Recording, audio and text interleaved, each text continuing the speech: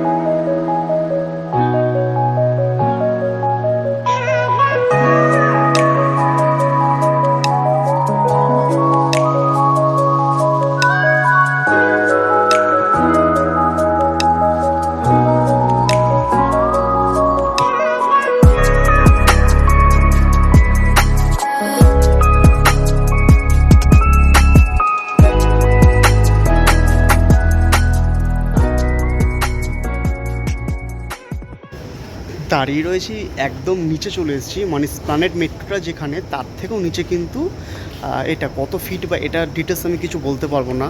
তোমরা একটুখানি নেট দেখে নিও। এবং এইখানে কিন্তু প্রথম, এবং স্টেশনটা দেখো জাস্ট একদম এয়ারপোর্টের থেকে কোনো অংশে কম না, পুরো এ ক্লাস সিকিউরিটি, এ প্লাস এখানে পরিষ্কার রয়েছে, এ প্লাস সিকিউরিটি রয়েছে এবং সবাই খুব ভালো বলে দিচ্ছে। আমি এইটাখানে প্রথমবার এলাম।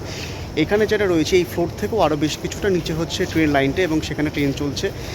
এবং আমি এখানে তো প্রথম এলাম, প্রথম এসে দারুণ এক্সাইটমেন্ট। এর আগে আমরা এসেছিলাম হচ্ছে সাঁইথিয়াতে, সুমনরা যখন এসেছিলো তখন হচ্ছে সানডে ছিল বলে অফ আছে, এটা বলে দিয়ে। এটা কিন্তু সানডে অফ থাকে। প্ল্যানেট থেকে যেটা তোমার হাওড়া ময়দান যেটা যাচ্ছে, এটা কিন্তু সানডে অফ থাকে। এইটুখানি আমি এখানে এসে খবর পেলাম। এছাড়া সপ্তাহে রোজই চলে এবং এটা এখানে প্রথমবার এলাম এবং নিচে গিয়ে দেখি যেখানটাতে লাইনটাকে খুব এক্সাইটমেন্ট হচ্ছে। চলো।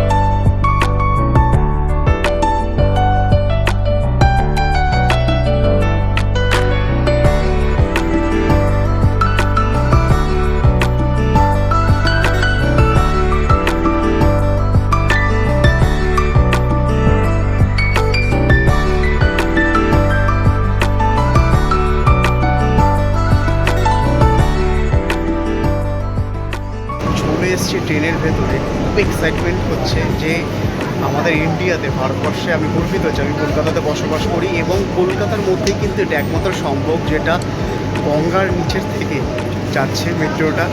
এবং অত কিছু সায়েন্টিফিক বা অত কিছু বিষয়গুলো না হয় নাই বললাম, যেটা সব থেকে মজার সেটা হচ্ছে এই যানবাহন আমি চড়তে পারছি 2024-এ দাঁড়িয়ে। এর থেকে বলার কোথায়, আমার বাড়ি হচ্ছে মানিকতলায়, সেখান থেকে খুব তাড়াতাড়ি মানে 5 থেকে 7 মিনিটের মধ্যে পৌঁছে যাওয়া যাচ্ছে হাওড়া ময়দান। এটাই কিন্তু পরবর্তীকালে কানেক্ট হয়ে যাবে হচ্ছে সেক্টর 5-এর ক্ষেত্রে, তখন কিন্তু আরও অনেকটা সুবিধা হবে।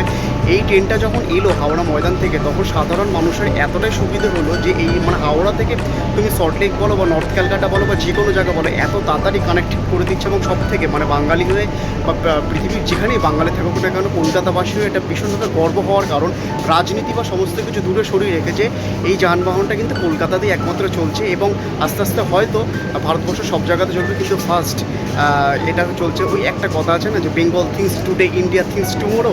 তো বাঙালি হয়ে আবারও বলছি, মানে সমস্ত বাঙালি হয়ে খুব গর্বিত ফিল করছে। ট্রেনটা চলবে তখন তোমাদের সাথে শেয়ার করবো বাকিটা। তো ছেড়ে দিয়েছে আমাদের ট্রেন।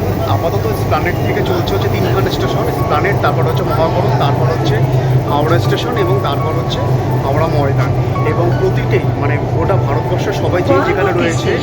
মহাকরণ দরজা ডান দিকে খোলা হবে। গাড়ি এবং প্ল্যাটফর্মের মাঝে দূরত্ব খেয়াল করবে।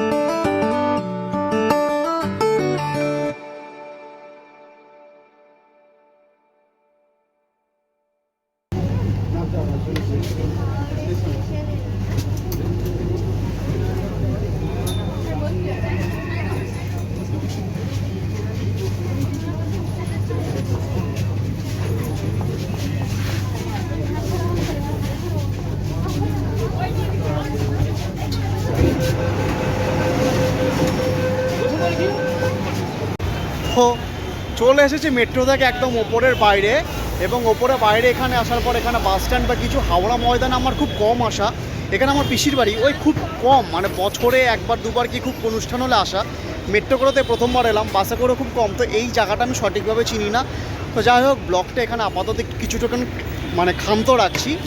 কারণটা হচ্ছে যে আমরা যেই কাজে এসেছি সেই কাজটাকে মেটাই, তারপর আবার কন্টিনিউ করছি।